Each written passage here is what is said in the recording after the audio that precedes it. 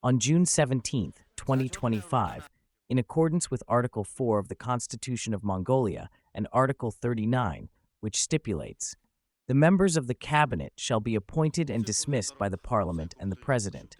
The 34th Prime Minister of Mongolia, Zandanshatar, appointed new cabinet members in coordination with the parliament and the president, pursuant to the law on new ministers and cabinet members.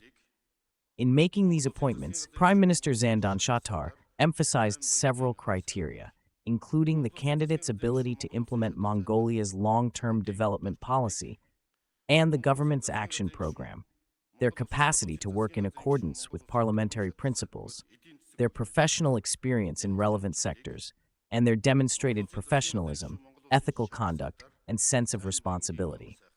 A total of 19 new government ministers have been appointed, including Nyam Osorin Utral, member of the government and first deputy prime minister, as well as Minister of Economy and Development.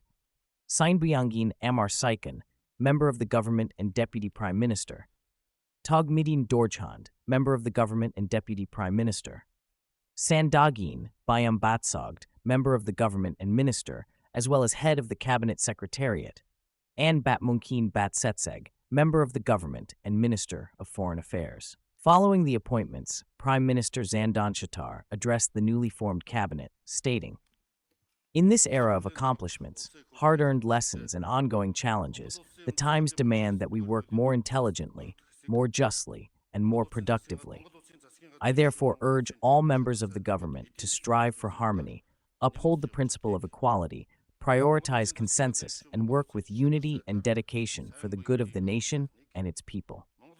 As head of the government of Mongolia, I am committed to placing the development of the Mongolian people at the core of my policies.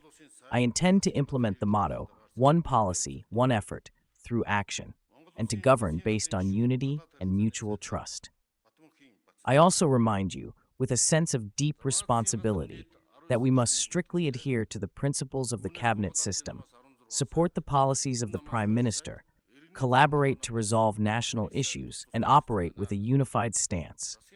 Let us put the national interest above all else, avoid representing partisan agendas, and firmly recognize that we are members of a single cabinet. Let us align our goals and values and work together to build a strong and revitalized Mongolia." The government is composed of a total of 19 members. Of these, 16 ministers have been appointed from the Mongolian People's Party, 2 from the Hun Party, and 1 from the Citizens' Courage Green Party. 50% of the members have prior experience serving in the previous government, while the remaining 50% are first-time appointees. In August 2024, a young horseman from Arkhangai province, G.Zandanshatar, had his prized racehorse stolen from outside his jur after it had competed in a Nadam festival. The foal had previously won a Sum-level Nadam race and even earned its owner a car. It was known as a successful horse with an excellent pedigree. The thief targeted only the racehorse, leaving other well-fed horses untouched. Most disturbingly, in an attempt to conceal the horse's identity, the perpetrator skinned the branded area while the horse was still alive, a cruel and inhumane act, as the brand is a key feature used to identify Mongolian livestock. G.Zandanshatar conducted an extensive search for nearly a year across various Sums in Arkhangai, Overkhangai, and Tuv provinces, but was unable to locate his horse. However, in December, officers from the Tuv Province Police Department traced the stolen horse to Darkhan Ul Province. As a result of their investigation, the foal was found alive and successfully returned to its rightful owner. Preliminary findings suggest that the suspect was a horse trainer himself. Authorities believe he intended not to slaughter the horse, but to use it for breeding purposes, recognizing its value as a fast and well-bred animal. Expressing deep gratitude, G.Zandanshatar thanked Lieutenant Colonel Sandag Baliria of the Tuv Province Police Department for his efforts. "In the countryside, horses are what define our way of life," he said. "For a young person who strives to preserve our traditions, this experience was truly heartbreaking."